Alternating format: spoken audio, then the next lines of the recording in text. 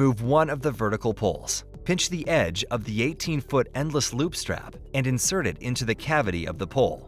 Slide the pole under the bottom of the pallet.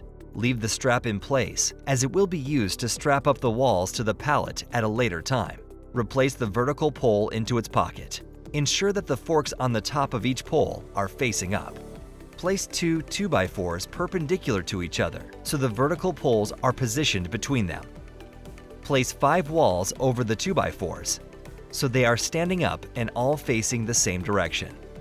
Place another wall facing the opposite direction as the previous 5 walls. Place a wall so that it is standing on its toe between each of the walls already placed on the pallet. Flip the last wall that is being placed between the bottom 2 walls that are facing opposite directions.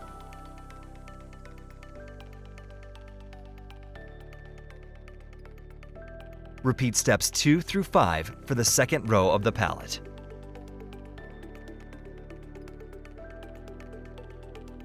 Using the strap that was inserted during step 1, strap the first 2 rows of the pallet. Repeat steps 2 through 5 for the final row of the pallet.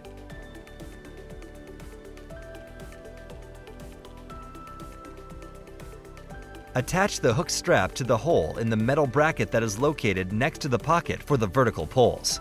Ensure that the strap goes through the forks on top of each vertical pole, then tighten the strap. Run an 18-foot endless loop strap around the top layer of the pallet as well as the vertical poles, then tighten the strap.